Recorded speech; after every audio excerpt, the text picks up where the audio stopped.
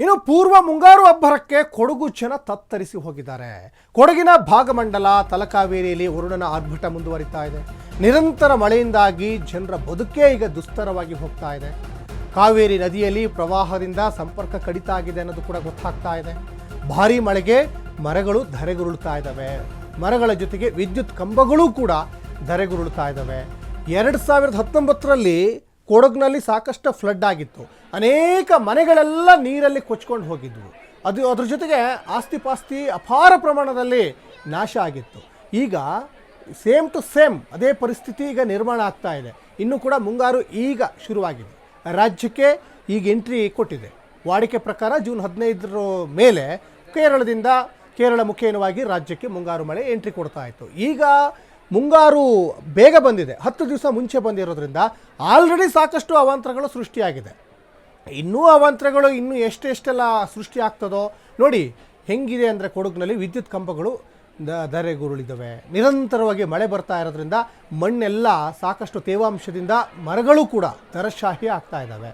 ಆಮೇಲೆ ಇವೆಲ್ಲವೂ ಕೂಡ ಏನು ದೊಡ್ಡ ಹಳ್ಳ ಕೊಳ್ಳ ಇರುವಂಥ ಪ್ರದೇಶ ಅಲ್ಲ, ಎಲ್ಲ ನಗರ ಪ್ರದೇಶಗಳೇ. ನಗರ ಪ್ರದೇಶದಲ್ಲೇ ಒಂಥರ ಹಳ್ಳದ ರೀತಿಯಲ್ಲಿ ಕೆರೆ ರೀತಿಯಲ್ಲಿ ಭಾಸವಾಗ್ತಾ ಇದೆ. ಇನ್ನು ಕೊಡಗು ಜಿಲ್ಲೆಯಲ್ಲಿ ಶಾಲಾ ಕಾಲೇಜಿಗೆ ರಜೆ ಘೋಷಣೆ ಮಾಡಿದ್ದಾರೆ. ಯಾಕಂದರೆ ನಿರಂತರವಾಗಿ ಮಳೆ ಬರ್ತಾ ಇದೆ, ಮಕ್ಕಳಿಗೆ ಸಮಸ್ಯೆ ಆಗ್ತದೆ ಶಾಲಾ ಕಾಲೇಜಿಗೆ ಹೋಗಲಿಕ್ಕೆ. ಧಾರಾಕಾರ ಮಳೆಗೆ ತ್ರಿವೇಣಿ ಸಂಗಮ ಈಗ ಜಲಾವೃತವಾಗಿದೆ. ಜಲದಿಗ್ಬಂಧನ ತ್ರಿವೇಣಿ ಸಂಗಮಕ್ಕೆ ಹಲವು ಗ್ರಾಮಗಳಿಗೆ ವಿದ್ಯುತ್ ಸಂಪರ್ಕವೇ ಕಡಿತ ಆಗಿದೆ. ಅನೇಕ ಗ್ರಾಮಗಳು ವಿದ್ಯುತ್ ಇಲ್ಲದೇ ಈಗ ಪರದಾಡ್ತಾ ಇದೆ.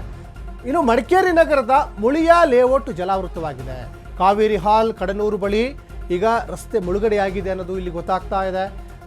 ಇವತ್ತು ಕೂಡ ಕೊಡಗು ಜಿಲ್ಲೆಯಲ್ಲಿ ಭಾರೀ ಮಳೆಯಾಗುವ ಸಾಧ್ಯತೆ ಇದೆ. ಇನ್ನೂ ಕೂಡ ಈಗ ಆಲ್ರೆಡಿ ಬರ್ತಾ ಇದೆ, ಇನ್ನೂ ಮಳೆ ಆಗುತ್ತೆ ಅಂತ ಹವಾಮಾನ ಇಲಾಖೆ ಮುನ್ಸೂಚನೆಯನ್ನು ಕೊಟ್ಟಿದೆ. ನೋಡಿ, ಶಾಲಾ ಕಾಲೇಜು ಮಕ್ಕಳಿಗೆ ರಜೆ ಘೋಷಣೆ ಮಾಡಿರೋ ಒಂದು ಒಳ್ಳೆ ಉದ್ದೇಶ ಅಂತಲೇ ಹೇಳ್ಬೋದು. ಯಾಕಂದರೆ ನಿರಂತರವಾಗಿ ಮಳೆ ಬರ್ತಾ ಇರೋದ್ರಿಂದ ಯಾವಾಗ ಫ್ಲಡ್ ಆಗ್ತದೋ ಗೊತ್ತಾಗಲ್ಲ, ಯಾವಾಗ ಪ್ರವಾಹ ಬರ್ತದೋ ಅನ್ನೋವಂಥದ್ದು ಕೂಡ ದೊಡ್ಡ ಒಂದು ಟೆನ್ಷನ್ನು ಕೊಡಗಿನ ಜನರಿಗೆ.